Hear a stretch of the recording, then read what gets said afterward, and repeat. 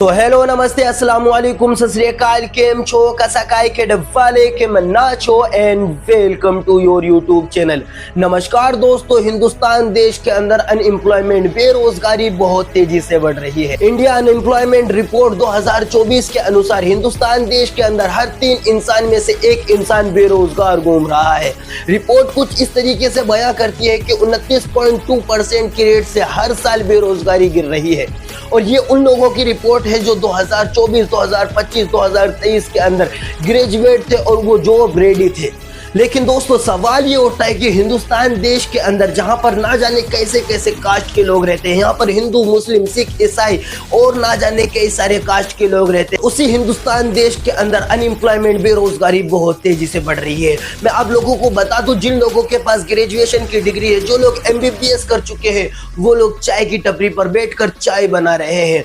मैं आप लोगों को बता दूं, जिनके पास जॉब नहीं है, जो नौकरी नहीं कर सकते, उनका घर कैसे चलता होगा। उनके घर के अंदर दाल, चावल, चीनी, आटा, गेहूं, बिस्किट, बच्चों के स्कूल के पैसे, हॉस्पिटल के पैसे और ना जाने कितने सारे खर्चे होते हैं। हिंदुस्तान देश के अंदर हिंदुस्तान की युवा कैसे पूरा करेगा, जबकि उनके पास हाई क्वालिटी डिग्री भी है, उसके बावजूद भी वो बेरोजगार बैठे हुए हैं। यूं तो दोस्तों हिंदुस्तान देश के अंदर बाहर कंट्रियों की कंपनियां आकर लाखों खरबों रुपए कमा कर जाती है, जिनमें से बहुत सारी कंपनियां काला पानी और मिला हिंदुस्तान देश के युवा को पागल बनाती है और लाखों खरबों रुपए कमा कर जाती है। जैसे कि आप पेप्सिको को देख लीजिए, बिजनेस लाइंस के हिसाब से वो हर साल 800 करोड़ से ज्यादा की रेवेन्यू जनरेट करती है, सिर्फ और सिर्फ काला पानी और चीनी मिलाकर बेचने से। और दोस्तों कोका कोला इंडिया, जिसकी हर साल की रेवेन्यू 12,800 से ज्यादा है, और हिंदुस्तान देश का युवा 12,800 की नौकरी नहीं कर सकता। ये किस तरीके का इंसाफ है। दोस्तों मैं आप लोगों को बता दूं, इंडिया अब 5th लार्जेस्ट इकोनॉमी बन चुकी है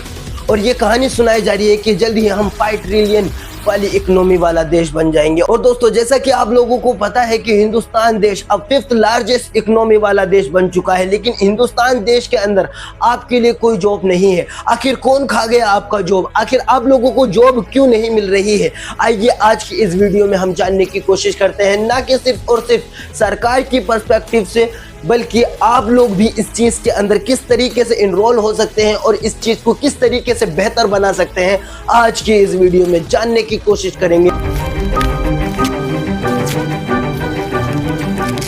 दोस्तों सबसे पहले लगाते हैं सरकार की वाट। मैं आप लोगों को बता दूं, 2014 के अंदर जब बीजेपी सरकार नई गद्दी में बैठी थी, तो प्रधानमंत्री नरेंद्र मोदी ने बहुत सारी नौकरियां देने के वादे करे थे, करोड़ों नौकरी देने के वादे करे थे। लेकिन ABP न्यूज के अनुसार कभी भी प्रधानमंत्री नरेंद्र मोदी ने ऐसे वादे किए नहीं थे। उनका यह मानना है कि प्रधानमंत्री ने कभी ये नहीं कहा कि हम अनएम्प्लॉयमेंट के बारे में, जॉब के बारे में सोचेंगे। उन्होंने ये कहा था कि कांग्रेस जॉब नहीं दे रही है, इसका मतलब ये नहीं है कि हम जॉब देंगे। मैं आप लोगों को बता दूं, ABP न्यूज ने एक रिसर्च में बताया कि प्रधानमंत्री ने कभी भी इस तरीके का वादा किया ही नहीं। बीजेपी चुनावी वायदे के तौर पर कहीं भी कभी भी देश को हर साल 2 करोड़ नौकरी देने का वायदा नहीं किया था। इसीलिए मोदी सरकार पर हर साल 2 करोड़ नौकरी न दे पाने का आरोप झूठा। जरा ABP न्यूज वालों से पूछना चाहता हूं कि 2014 के अंदर जब बीजेपी सरकार बनने वाली थी, तो ये कैंपेन किसने चलाया था? और आपको बेरोजगार रखने वालों, जनता माफ नहीं करेगी। चलो हालात बदले, देश की सरकार बदले। दोस्तों ये एड हरियाणा ने चलाया था जब बीजेपी सरकार बनने वाली थी। पिताजी ने हमेशा पढ़ने को बढ़ावा दिया, पर नौकरी ना मिली। विकास हो तो ही नौकरी निकले ना। इब जाग उठा है हरियाणा। और दोस्तों हकीकत उस रिपोर्ट के, उस कैंपेन के बिल्कुल खिलाफ है। मैं आप लोगों को बता दूं, CMI 2022 के रिपोर्ट के अनुसार हरियाणा के अंदर 37.4% की रन रेट से बेरोजगारी बढ़ी है, अनएम्प्लॉयमेंट बढ़ी है। और ये सिर्फ और सिर्फ हरियाणा के अंदर सीमित नहीं है। जब बीजेपी सरकार सत्ते में नहीं आई थी, उस टाइम नरेंद्र मोदी हर एक कैंपेन में बेरोजगार के बारे में, हर एक कैंपेन के अंदर रोजगार देने के वादे करते थे। आपको ये रिपोर्ट देखना चाहिए। हमने मेक इन इंडिया का अभियान चलाया है और नौजवान अपने ही इलाके में रोजगार कमाएं ताकि शाम को अपने माँ बाप के पास जाकर के बैठ सके। और दोस्तों इन न्यूज रिपोर्टरों को ये वीडियो भी देखनी चाहिए जिसके अंदर प्रधानमंत्री खुद कह रहे हैं कि युवाओं को हम 1 मिलियन जॉब देंगे। is to create jobs और more than a billion young है। दोस्तों मैं आप लोगों को बता दूं, ये न्यूज रिपोर्ट वाले सरकार के खिलाफ जॉब के बारे में कभी सरकार से बोलेंगे नहीं। अगर बोलेंगे भी तो अपनी पूरी जोर लगा देंगे सरकार की इमेज को बचाने के लिए। जैसे कि ये सुधीर चौधरी की ये वीडियो देख लीजिए, जिसके अंदर ये जनता को ही डांटने लग गए और ये कहने लग गए कि जनता को सरकारी नौकरी इसलिए चाहिए ताकि वो रिश्वत खा सके, ताकि वो ऊपर का पैसा ऐंठ सके। सरकारी नौकरियों की चाहत के पीछे एक बड़ी वजह रिश्वत भी है। सरकारी नौकरी में अगर पैसा कम भी हो तब भी कई कर्मचारी रिश्वत लेकर अच्छा खासा पैसा कमा लेते हैं। और 2019 में हुए एक सर्वे में हर 2 में से 1 भारतीय ने ये माना कि उन्होंने अपना काम करवाने के लिए किसी न किसी सरकारी कर्मचारी को, यानी सुधीर भाई के अनुसार ये सिर्फ और सिर्फ एक जुमला है जो प्रधानमंत्री ने कहा था, ना खाऊंगा ना खाने दूंगा। और मेरा तो मंत्र है, न खाऊंगा न खाने दूंगा। और यहाँ पर सुधीर भाई कह रहे हैं कि स्किल्ड ना होना भी हिंदुस्तान देश के अंदर हिंदुस्तान की युवा का ये वीकनेस है। स्किल्ड ना होना भी एक बहुत। तो दोस्तों मैं सुधीर भाई से ये पूछना चाहता हूँ कि अगर युद्ध के अंदर, अगर युवा के अंदर स्किल्ड नहीं है तो इसके पीछे की रीजन क्या है? क्या हिंदुस्तान देश के अंदर और प्रधानमंत्री का स्किल्ड इंडिया ये योजना था ये भी बिल्कुल बेकार है? तो दोस्तों सुधीर चौधरी के हिसाब से देश का युवा सिर्फ और सिर्फ काम चोर है, वो काम से भाग रहा है और काम करने से डर रहा है। लेकिन इस चीज को रियलिटी चेक देते हैं और इस चीज की डीप में जाकर चेक करते हैं कि कितने लोग आज बेरोजगार बैठे हैं और कितनी रिक्वायरमेंट है हिंदुस्तान देश के अंदर, कितनी जॉब की नीड है हिंदुस्तान देश के अंदर जो हिंदुस्तान देश के युवाओं को मिलनी चाहिए और वो नहीं मिल रही है। तो दोस्तों मिनिस्ट्री ऑफ एजुकेशन की वेबसाइट से मुझे एक रिपोर्ट मिली है जिसके अनुसार 2022-2021 के अंदर 28.5 मिलियन बच्चों ने हायर सेकेंडरी के अंदर एनरोलमेंट किया। तो क्या हिंदुस्तान देश के अंदर सिर्फ और सिर्फ इतनी ही जॉब की रिक्वायरमेंट है या फिर इससे भी कई ज्यादा? असल में दोस्तों हम लोगों को उनको भी कंसीडर करना चाहिए जो लोग बीच में ही ड्रॉप आउट कर जाते हैं, जो लोग बीच में ही पढ़ाई छोड़ देते हैं, जो लोग 10वीं 11वीं करके ही अपने आप को काम में लगा लेते हैं। उनके पीछे कोई ना कोई वजह होता है, किसी के माँ बाप की देहांत हो जाती है, कोई और भी मजबूरियां होती है, उनको पढ़ाई करना होता है या फिर उनको कुछ काम के साथ साथ पढ़ाई करना होता है जिसके वजह से उनको जॉब की रिक्वायरमेंट होती है, लेकिन उनके पास हाई क्वालिफाइड एजुकेशन नहीं होता जिसके वजह से उनकी जॉब नहीं लग पाती है। तो यूडीएससी की रिपोर्ट के अनुसार हर साल 12.16% बच्चे हर साल इस वजह से रिजाइन कर देते हैं, इस वजह से पढ़ाई छोड़ देते हैं कि उनको जॉब नहीं मिलने वाली है, उनको जॉब नहीं मिल सकती, इस वजह से वो लोग ड्रॉप आउट कर जाते हैं। और ये सिर्फ और सिर्फ 10th की बात है। मैं आप लोगों को बता दूं अपर प्राइमरी में भी 3 पॉइंट से ज्यादा लोग सिर्फ और सिर्फ इसी वजह से ड्रॉप आउट कर जाते हैं और प्राइमरी में 1.55% लोग इसी वजह से पढ़ाई छोड़ देते हैं कि उनको हिंदुस्तान देश के अंदर जॉब नहीं मिल सकती। तो दोस्तों मैं आप लोगों को बता दूं 2022 की रिपोर्ट के अनुसार हर साल 35 लाख से ज्यादा बच्चे 10th पास कर लेते हैं, वो 11 में पहुंच ही नहीं पाते। तो दोस्तों मैं आप लोगों को बता दूं कि 11th पास, 12th पास, 10th पास अगर इन बच्चों को भी कंसीडर किया जाए तो ओवरऑल नंबर निकल के आता है 3.5 करोड़ बच्चे को हर साल नौकरी मिलनी चाहिए। लेकिन दोस्तों बहुत सारे बच्चे ऐसे होते हैं जो 12th के बाद ग्रेजुएशन करते हैं और कॉलेज में भर्ती होने की सोचते हैं। लेकिन मैं आप लोगों से और सरकार से पूछना चाहता हूं कि इतने सारे बच्चों को हिंदुस्तान देश के कॉलेज अफोर्ड कर पाएगी जॉब के लिए? तो इसका जवाब सीधा सीधा ना है। तो दोस्तों सबसे पहले मेडिकल एजुकेशन के बारे में डिस्कस कर लेते हैं और इसका एग्जांपल लेकर देख लेते हैं। तो मैं आप लोगों को बता दूं 2023 के अंदर हेल्थ मिनिस्ट्री ने पार्लियामेंट के अंदर ये बताया कि एमबीबीएस की सिर्फ और सिर्फ हिंदुस्तान देश के अंदर 1 लाख से ज्यादा सीट है। इसके अलावा कुछ बीडीएस की भी सीटें हैं जिसका मतलब ये होता है कि बैचलर ऑफ डेंटल सर्जरी। और दोस्तों आपको ये बात जानकर हैरानी होगी कि सिर्फ और सिर्फ 1 साल के अंदर एमबीबीएस के एग्जाम देने वालों की संख्या पता है कितनी है? 20 लाख से ज्यादा है। यानी एक सीट के लिए 15 से 20 लोग हर साल लड़ाई करते हैं और उनमें से कोई एक चुना जाता है। तो दोस्तों इस चीज से साफ साफ पता चलता है कि हिंदुस्तान देश के अंदर मैन्युफैक्चरिंग बहुत हो रही है। हिंदुस्तान देश के अंदर बहुत सारे स्टूडेंट ऐसे हैं जिनको डॉक्टर बनना होता है, बहुत सारे स्टूडेंट ऐसे हैं जिनको एमबीबीएस की डिग्री चाहिए होती है, बहुत सारे स्टूडेंट ऐसे हैं जिनको डीबीएस की नौकरी चाहिए होती है, लेकिन वो नहीं कर सकते क्योंकि इसके पीछे की रीजन बहुत बड़ी है। इसके पीछे का रीजन साफ साफ पता चलता है कि सरकार इस चीज पर काम नहीं कर रही है। हिंदुस्तान देश का इंफ्रास्ट्रक्चर बहुत लूज चल रहा है। हिंदुस्तान देश की मेडिकल इंडस्ट्री बहुत कमजोर चल रही है। हिंदुस्तान देश के अंदर जो हॉस्पिटल है उनके अंदर बहुत साजिशें चलती है। मैं आप लोगों को बता दूं, इसका एक पहलू और भी है। कुछ सीटें हैं जो सरकारी हॉस्पिटलों के अंदर है और कुछ सीटें हैं जो प्राइवेट सेक्टर में बढ़ जाती है। मैं आप लोगों को बता दूं, जो सरकारी नौकरियां होती है, जो MBBS DBS की नौकरियां होती हैं, उसके अंदर भी बहुत ज्यादा मैनिपुलेशन होता है। मैं आप लोगों को एग्जांपल देके बताता हूं। अगर आप में से कोई डॉक्टर है तो आप चाहेंगे कि आपका बच्चा भी डॉक्टर बने, वो भी चाहेगा कि उसका बच्चा भी डॉक्टर बने। इस तरीके से जो गरीब इंसान अपना सपना लेकर, डॉक्टर बनने की सपना लेकर हिंदुस्तान देश के अंदर MBBS की, DBS की या फिर कोई भी डॉक्टर की डिग्री लेना चाहता है तो वो नहीं ले सकता। और दूसरी तरफ प्राइवेट सेक्टर की डिग्री इतनी हाई होती है कि गरीब अफोर्ड ही नहीं कर सकता, गरीब इंसान उसको खरीद ही नहीं सकता और वो डॉक्टर बन ही नहीं सकता। इस तरीके से उनका डॉक्टर बनने का सपना चकनाचूर हो जाता है। मैं आप लोगों को बता दूं, टाइम्स ऑफ इंडिया के अनुसार DY पाटिल मेडिकल सबसे महंगा MBBS की डिग्री ऑफर करता है। 1.4 करोड़ रुपीस की डिग्री ऑफर करता है। दोस्तों, मिनिस्ट्री ऑफ एजुकेशन के अनुसार हर साल एक बच्चा सिर्फ और सिर्फ MBBS की डिग्री के लिए 11.5 लाख रुपीस हर साल पे कर सकता है, जिसका मतलब ये हुआ कि अगर किसी को MBBS की डिग्री चाहिए तो वो 60 लाख रुपए खर्चा करेगा, उसके बाद उसको MBBS की डिग्री मिलेगी। दोस्तों, एक रिपोर्ट के अनुसार हिंदुस्तान देश के अंदर 90% से ज्यादा फैमिली 25,000 से कम की नौकरियां करती है। इसका मतलब ये होता है कि इतनी बड़ी रकम वो अफोर्ड ही नहीं कर सकते, इतनी बड़ी रकम वो चुका ही नहीं सकते अपने बच्चों के लिए।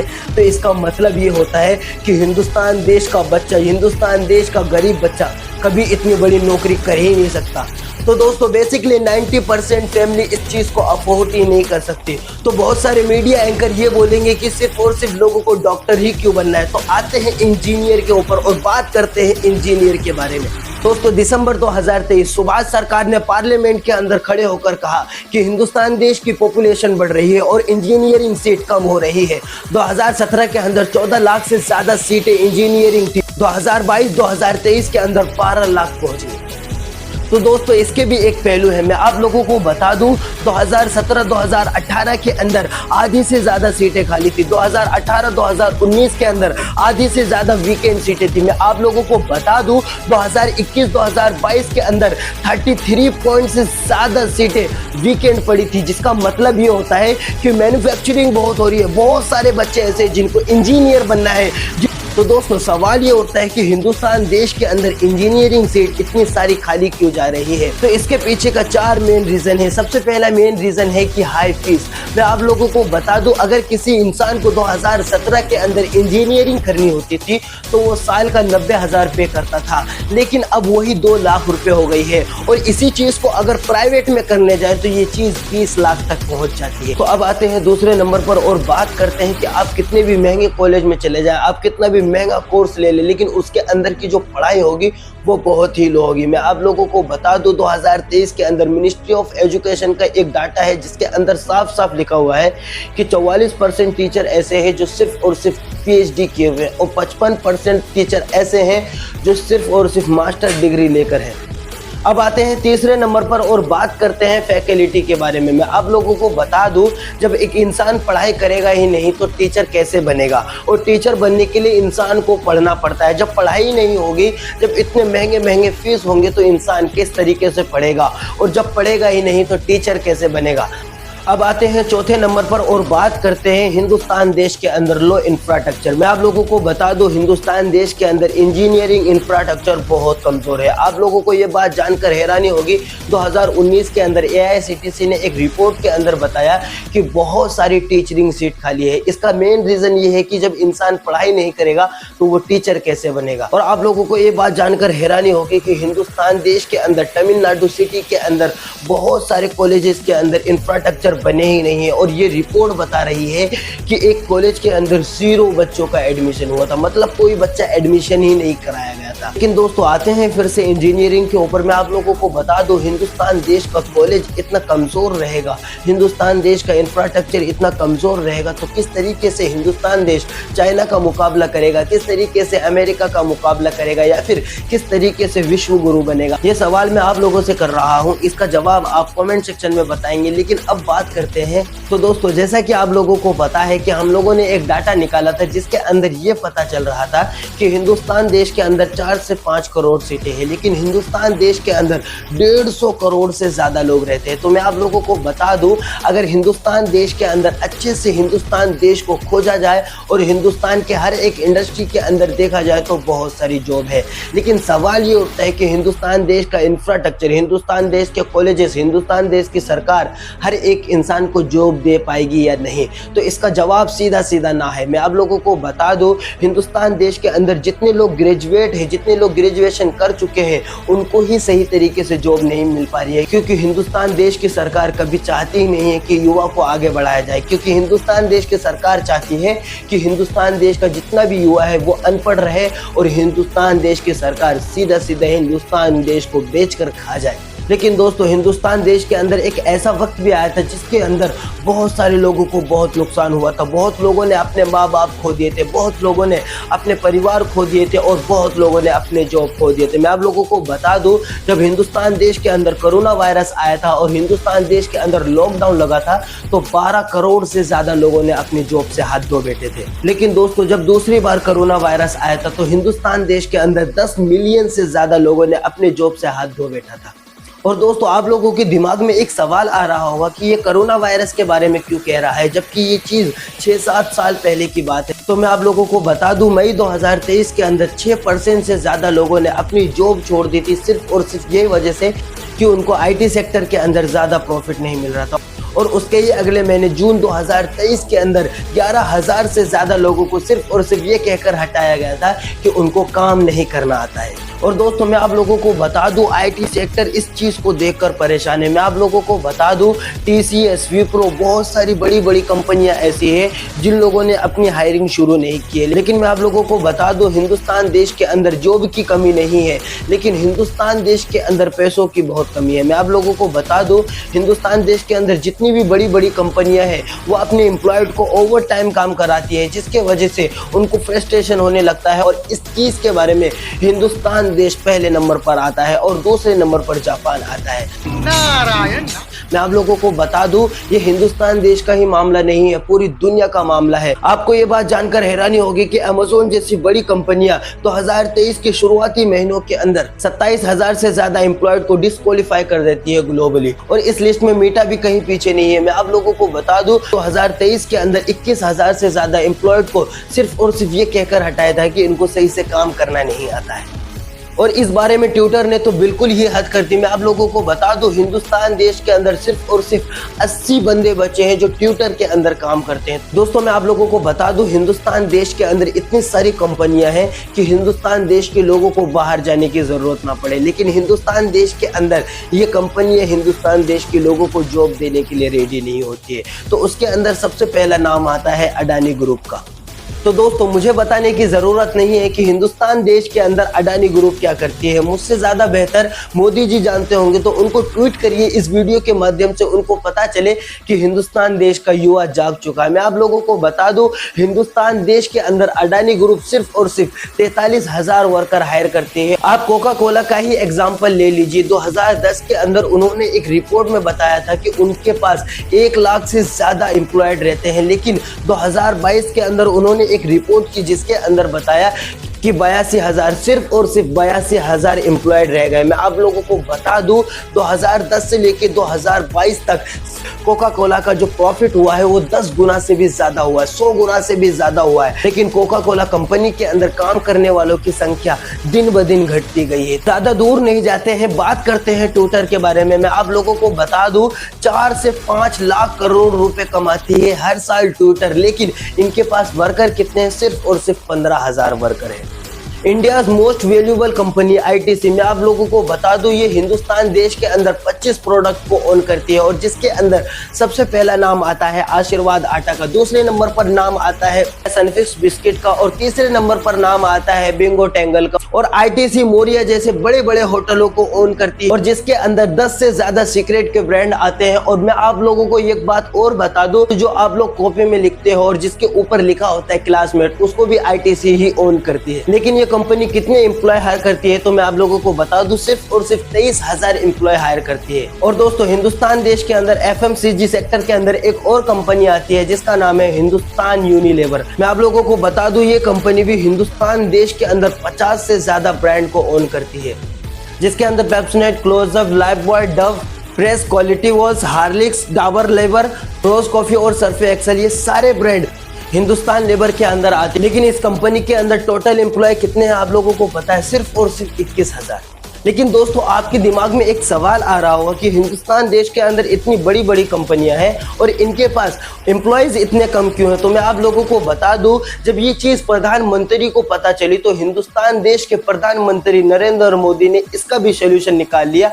आपको ये वीडियो देखनी चाहिए। अगर आपके GTV स्टूडियो के बाहर कोई पकौड़े बेचता है और शाम को 200 रुपया कमा करके घर जाता है, उस व्यक्ति को आप रोजगार मानोगे कि नहीं मानोगे? अब सुधीर चौधरी एक और शो बनाएंगे जिसके अंदर वो बिजनेस के बारे में बताएंगे कि सड़कों पर किस तरीके से बिजनेस किया जा सकता है। दोस्तों, मेरा सुधीर चौधरी से और हिंदुस्तान देश के प्रधानमंत्री नरेंद्र मोदी से सिर्फ और सिर्फ एक सवाल है कि अगर आप हिंदुस्तान देश के युवा से, अगर आप हिंदुस्तान देश के लोगों से 2 करोड़ जॉब देने के वादे करते हैं तो आपको ये वादे पूरे भी करने होंगे। अगर आप इस चीज को पूरा नहीं करोगे तो आपको उन वादों का जवाब देना पड़ेगा। अगर आप जवाब नहीं देते हो तो आप प्रधानमंत्री बनने के लायक नहीं हो। मैं आप लोगों से और हिंदुस्तान देश की जनता से एक रिक्वेस्ट करता हूं कि आप इस वीडियो को ज्यादा से ज्यादा टैग करें प्रधानमंत्री को, ताकि उनको ये पता चले कि हिंदुस्तान देश का युवा जाग चुका है। दोस्तों, हिंदुस्तान देश के प्रधानमंत्री नरेंद्र मोदी ने हमसे 2 करोड़ का वादा किया था, वो अब तक पूरा नहीं हुआ है। लेकिन हमें भी कुछ करना पड़ेगा और हमें अपने आप के लिए, हिंदुस्तान देश के लिए कुछ करना पड़ेगा। तो आइए उन सारी पॉइंट को भी देख लेते हैं जो हिंदुस्तान देश के लिए, हिंदुस्तान देश के युवा के लिए बहुत ज्यादा हेल्पफुल होने वाले हैं। तो दोस्तों, सबसे पहले पॉइंट पर आते हैं और बात करते हैं कि हमारे पेरेंट्स की लापरवाही के बारे में। हम लोग अपने पेरेंट्स को देखते हैं कि जो वो लोग बोलते हैं वही हम लोग बोलते हैं। पेरेंट्स अगर गाली बकते हैं तो हिंदुस्तान देश का बच्चा भी अपने पेरेंट्स की तरह गाली बकता है। तो पेरेंट्स की जिम्मेदारी बनती है कि अपने बच्चों को सही तरीके से पढ़ाएं, स्कूल भेजें, कॉलेजेस भेजें और उनकी अच्छी तरीके से परवरिश करें, ताकि वो हिंदुस्तान देश के लोगों को, हिंदुस्तान देश को आगे बढ़ा सके। तो आते हैं दूसरे पॉइंट पर और बात करते हैं बच्चों की लापरवाही। मैं आप लोगों को बता दूं, आजकल के पेरेंट्स बच्चों को पढ़ाना तो चाहते हैं लेकिन बच्चे पढ़ना नहीं चाहते हैं।